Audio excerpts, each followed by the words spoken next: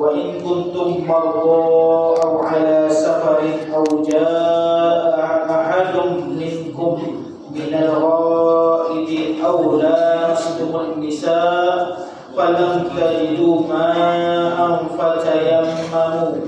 فتيمموا صعيدا طيبا فامسحوا بوجوهكم وأيديكم منه. Allah SWT sebut, dan jika kamu berjunub, yakni berhadas besar, maka bersucilah dengan mandi wajib. Dan jika kamu sakit, tidak boleh kena air dalam pelayaran, salah seorang daripada kamu datang daripada tempat buang air, atau kamu sentuh perempuan sedangkan kamu tidak mendapatkan air untuk berwudu dan mandi, maka hendaklah kamu bertayamum dengan tanah ataupun debu yang bersih, yaitu sapulah muka kamu dan kedua belah tangan kamu dengan tanah debu itu. Ayat dalil pensyariatan tentang tayamum. Dalil tentang pensyariatan tentang tayamum. Timbul persoalan bila dengan ayat tu menyebut pasal mandi dan juga ambil wudu, mandi dan bersuci. Okey, baik. Macam timbul mandi, kita nak mandi adas, tapi kita tu siada air yang ada debu tanah. Mun wudu bolehlah bertayamum, tapi mun mandi adas kedak ni siada air. Adakah tayamum mandi adas ya? Boleh sikit badan dia kena debu ataupun macam ni. Tapi syariat Allah Subhanahu wa taala yang Allah sebut dalam Quran hanya sapu muka dan dua belah tangan.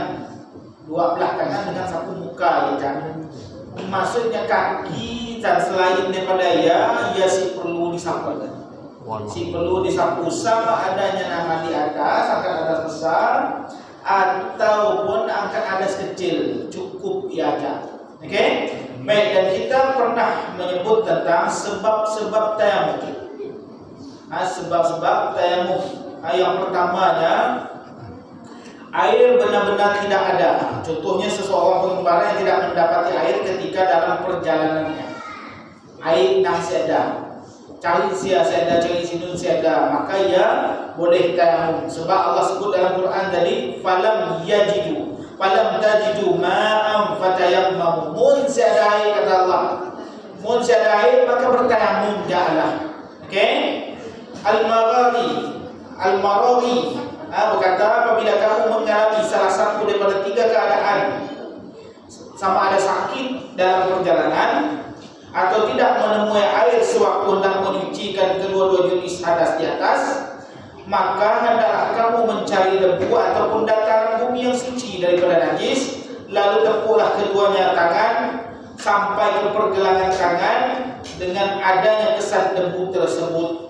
Ini mentafsirkan ayat yang tadi, ayat daripada surah Maidah yang tadi. Mun dalam keadaan kita tu si ada air, sakit dalam perjalanan, maka bertayamumlah katanya.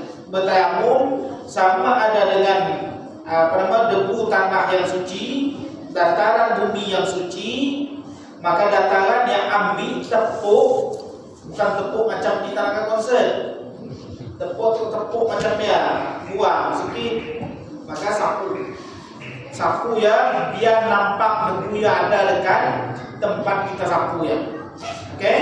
Ini bermakna orang yang memerlukan air untuk minum dan sebagainya sama keadaannya seperti tidak mempunyai air yang bersuci. Maksudnya, mau nak minum air lah, siapa diganti dengan debu. Maksudnya punya ada air, tapi air yang hanya untuk minum, sikit tidak untuknya, kesihatan untuk nyawanya. Maka bolehlah yang wuduk dengan mandi anda saya gantikan dengan tayamum. Menyebaikkan Ustaz istinja. Kita dah sebut pasal istinja sebelum tu. Yang menyebaikkan kemeh ke apa kan pakai istinja. Ada alat istinja macam ni, alat yang kesat, bukannya ketulan najis segi, bukannya alat yang si kesat, dan bukannya makanan.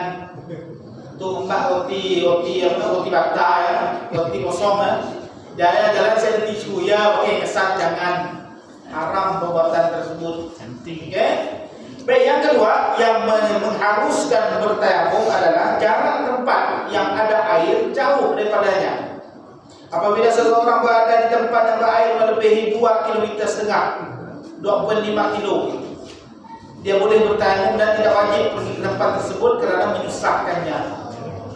2 km punya jalan kaki. Punya ada motor Ustaz, cepat kasih mewakil motor, cepat sikitnya sampai Ustaz boleh kasih, lagi bagus sebenarnya. Lagi bagus. Tapi dalam kitab menyebut pakai kenderaan pakai kenderaan kan punya lebih 2,5 km dah boleh tayamum dah. Tapi dengan syarat tempat yang memang ada air.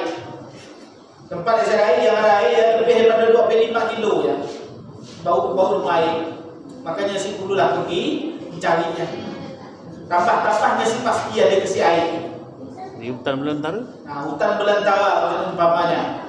Senang saya ada air langsung musim kemarau. Sungai kering, pari tak kering. Selalu ada lopak-lopak air tempat ikan teri, tapi kering, kemarau. Mudah dalam hutan belantara nak pergi ke Sinun pun memang saya ada harapan ada air, maka cukup saya sekadar tayamum. Kami nak tayamum di hutan belantara ya, agak-agak hutan belantara ya, ada najis kesik. Kita nampak saya ada najis, sapu sikit, sapu sampai kita yakin debu ya suci, maka debu yang boleh diambil untuk bertayamum. Yang boleh diambil untuk bertayamum. Okey, baik. Yang ketiga, terhalang daripada menggunakan air sama ada halangan itu nyata atau tidak. Seperti ada air di tempat yang berhampiran, tetapi tidak jauh dari situ ada pula musuh yang ditakuti, ataupun menyebabkan penyakit, ataupun ada bahaya yang menunggu di siang. Buaya lah. Nak pergi sungai buaya ada penuh dekat sungai ya. Silap-silap baru nak melangkah sini buaya dah melompat ngangkatnya. Makanya si dapat nak ambil air. Orang macamnya boleh untuk bertayamum. Macamnya boleh bertayamum. Sebab Nabi sallallahu alaihi wasallam pernah sebut innama kana yakfihi ayyatayammama aw yasiba ala jurhihi khirqatan thumma yamsaha 'alaiha wa yarsila sa'iri jasadihi. Dia sepatutnya bertayamum saja dan membalut lukanya dengan kain, kemudian menyapunya dan mandi seluruh badannya. Ya, bagi yang sakit luka dekat badan, si dapat kena air. Kena air sama adanya sakit ataupun lebih memudaratkan, makanya disyariatkan untuk bertayamum. Okey, tapi nak bertayamum itu agak tempat ya. Pun sakit dan tempatnya kecil saja. Yang sih boleh kena cuma kakinya saja siapa kena air. Kaki sebelah boleh kena. Makanya kena sempurnakan dulu wudunya, barunya bertayamum di tempat yang disyariatkan tadi. Sebab tayamum di muka dan tangannya aja. Jangan kita nyapu tayamum mendekat kaki. Jangan campur dekat kaki. Okey? Baik. Yang keempat, cuaca yang sangat sejuk. Mun kita tu hanya bangun subuh, bangun jam 1 subuh yang sejuk, kita tu belum melampaui lah. Masuk sejuk dia boleh tahan lagi si memudaratkan diri kita pun. Maksudnya kena guna air, kena wudu macam biasa, kena mandi macam biasa, mandi atas. Okey? Tapi pun sejuk ya, contoh kita tu turun salji. Salji. Turun salji tadi. Bila turun salji, cuaca pun darjah Celsius ya negatif 20 contohnya. Dah saya negatif dah pun darjah Celsius ya. Mun kita mandi pun kita berpuk dekat air. Mun macamnya barulah kita boleh bertayamum. Boleh bertayamum. Sini nak cari lembu tayamum masa yang start mun salji masa ini nak cari lembu cari dah. Mun boleh simpan awal yang dah dijual dah. Yang dah packing orang lembu tayamum. Okey? Baik, syarat-syarat tayamum. Tayamum itu ada syarat-syaratnya, membolehkan tayamum ya, menggantikan wudu dan mandi hadas. Yang pertama, sekiranya mengetahui masuk waktu sembahyang. Malam tadi overtime dengan ini contohnya lah. Kontan dengan bini. Pagi hari ya, siadai. Ini dapat tahan malam nah. Nah, bini makin seksi. Nah, oke, si dapat tahan malam. Masa ada yang bunuh setan dalam malamnya. Pagi hari tahu siadai. Siadai itu waktu subuh ya masuk. Bila masuk waktu subuh, air yang dicari dia siada, maka tayamum yang menyelamatkannya. Ada syarat dia mesti tahu waktu sembahyang atau masuk sembahyang ya masuk di waktu sembahyang yang penting. Muskada nanti baca Quran kahapakah ya lebih kita. Jangan dulu baca Quran, tahan dulu. Oke? Tapi pun waktu sembahyang itu dia tahannya. Dia kena bertayamum. Ada syarat untuk boleh bertayamum. Oke? Baik, yang kedua, cari air selepas waktu sholat masuk. Waktu sholat dah masuk, cari air senda. Air menegel pun dah senda. Air menegel pun senda. Pasang tutup ataupun pasang banjir. Pasang banjir ada air. Pasang angus, air pun senda air. Dia begini celup nun belah-belah yang ujung. Pasang yang gede yang ada dia ada.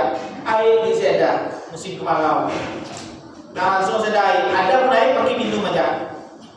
Makmun macam ya yang boleh bertayamum. Nah, boleh bertayamum. Yang ketiga, menggunakan debu tanah yang suci tidak mengandungi tepung dan kapur. Kenapa sih boleh menggamu tepung dan kapur? Kan debu juga ya, suci juga ya. Tepung makanan. Makanan itu bukan alat pakai bersuci. Mesti boleh pakai bersuci. Ada pun orang pakai untuk orang masa ya lain cerita untuk kulit. Tapi muskada untuk membersihkan badan daripada untuk bersuci ia sih dibenarkan. Okey? Dan sih bercampur dengan kapur. Kemudian yang keempat, menghilangkan najis terlebih dahulu. Berak dulu tiba-tiba berak. Nah, istinja dulu lah. Istinja dulu. Nah, kemeng istinja dulu, pastikan saya ada najis sedikit ya. Macam ni nak hilangkan najis, warnanya saya ada, bentuknya saya ada, baunya saya ada, rasanya saya ada. Rasa Ustaz boleh rasakan dengan lidah Ustaz si dua, rasa dengan panca indera yang lain lah. Gesek-gesek saya ada lagi, hanyalah ya saya ada lah ya. Jangan dirasa pakai lidah. Cuci pasal. Kita sebut rasa mau rasa pakai lidah juga. Si itu mau macam ya. Okey, baik. Kemudian